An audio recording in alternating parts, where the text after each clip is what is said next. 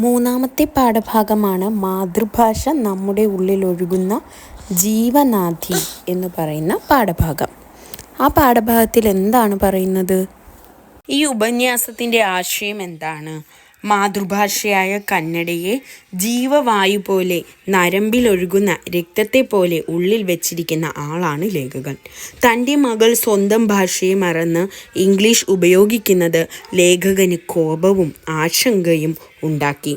ലേഖകന് മാതൃഭാഷ അങ്ങേയറ്റം വൈകാരികമായ ബന്ധമുള്ളതായിരുന്നു. പ്രാണവായു പോലെ ഏറ്റവും അത്യാവശ്യമായത്. അതുകൊണ്ട് തന്നെ തൻ്റെ മകൾ ഇംഗ്ലീഷ് സംസാരിക്കുന്നത് അദ്ദേഹത്തിന് അസഹനീയമായിട്ടാണ് അനുഭവപ്പെടുന്നത്. മാതൃഭാഷയെ മറക്കുന്ന കുഞ്ഞുങ്ങൾ സ്വന്തം നാട്, സംസ്കാരം, മാതാപിതാക്കൾ എല്ലാവരിൽ നിന്നും അകന്ന് അന്യരായി മാറും എന്ന് ലേഖകൻ ഭയപ്പെടുന്നു. അല്ലേ?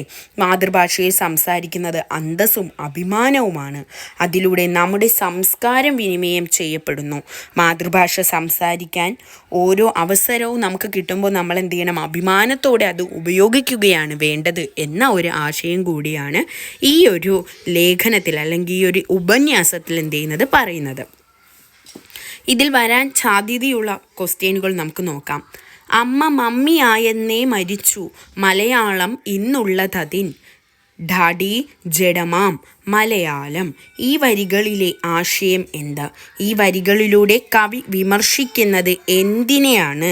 കുഞ്ഞുണ്ണി മാഷിൻ്റെ വരികളുമായി പാഠഭാഗത്തിന് ബന്ധമുണ്ടോ എന്ന ഒരു ചോദ്യം പ്രതീക്ഷിക്കാം. അതായത് പാഠഭാഗത്തിൽ നിന്നും ഒരു അനോട്ടേഷൻ തരാം, എന്നിട്ട് അധികമായിട്ട് ഇപ്പോൾ കുഞ്ഞുണ്ണി മാഷ് പറഞ്ഞതോ അല്ലെങ്കിൽ മറ്റേതെങ്കിലും കവി പറഞ്ഞതോ ആയിട്ടുള്ള മാതൃഭാഷയുടെ പ്രാധാന്യം വ്യക്തമാക്കുന്ന തരത്തിലുള്ള ഒരു കവിതാഭാഗം നൽകിയിട്ട് ഇത് തമ്മിൽ താരതമ്യം ചെയ്തുകൊണ്ട് ചോദ്യം ചോദിക്കാം. അമ്മയെ മമ്മിയാക്കിയതോടെ മലയാള ഭാഷ മരിച്ചു എന്ന് കവി പറയുന്നുണ്ട്. ഇന്ന് അവശേഷിക്കുന്നത് ജഡം പോലെ ജീവനില്ലാത്ത ഭാഷയാണ്.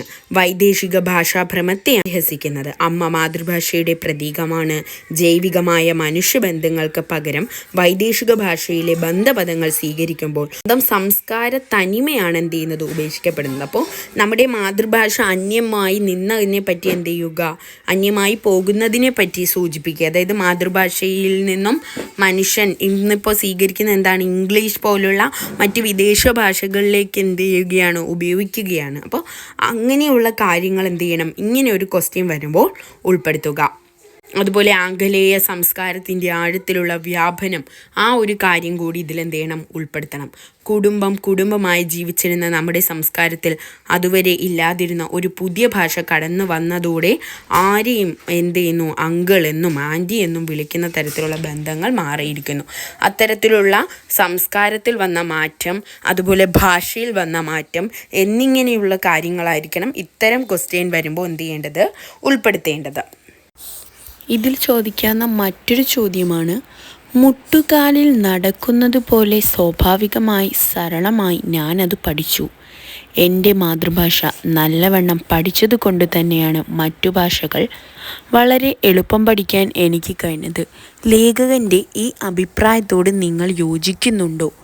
ഇത്തരത്തിലുള്ള ചോദ്യം ഇതിൽ നിന്നും വരാം. ഇങ്ങനെ ഒരു ചോദ്യം വന്നാൽ നിങ്ങൾ ലേഖകൻ എത്രത്തോളം മാതൃഭാഷയ്ക്ക് പ്രാധാന്യം നൽകുന്നുണ്ട് എന്ന കാര്യമായിരിക്കണം സൂചിപ്പിക്കേണ്ടത്. അതായത് അമ്മയുടെ മുലപ്പാൽ കുട്ടിയുടെ ആരോഗ്യത്തിന് എത്രമാത്രം അനിവാര്യമാണോ അതുപോലെയാണ് മാതൃഭാഷയും ലേഖകൻ്റെ മാതൃഭാഷ കന്നഡയാണ്. ആ ഭാഷയ്ക്ക് അദ്ദേഹം അത്രത്തോളം പ്രാധാന്യം കൊടുക്കുന്നു. അത് പഠിക്കണമോ എന്ന ചോദ്യം തൻ്റെ ജീവിതത്തിൽ വന്നിട്ടേയില്ല എന്ന് അദ്ദേഹം എഴുതുന്നു. ഒരു കുഞ്ഞു മുട്ടുകാലിൽ നടക്കുന്നത് പോലെ സ്വാഭാവികമായി സ്വായത്തമാക്കേണ്ട ഒന്നാണത്. മുട്ടിലെഴയാൻ കുഞ്ഞിനെ ആരും പഠിപ്പിക്കേണ്ടതില്ല. അതുപോലെയാണ് ഓരോരുത്തർക്കും മാതൃഭാഷ. ഏതൊരുവനും ആദ്യം വശമാക്കുന്നത് ഭാഷയാണ്. മാതൃഭാഷ നല്ലതുപോലെ അറിയുന്ന വ്യക്തിക്ക് മറ്റു ഭാഷകൾ വളരെ എളുപ്പം പഠിക്കാൻ കഴിയുമെന്നും ലേഖകൻ പറയുന്നുണ്ട്.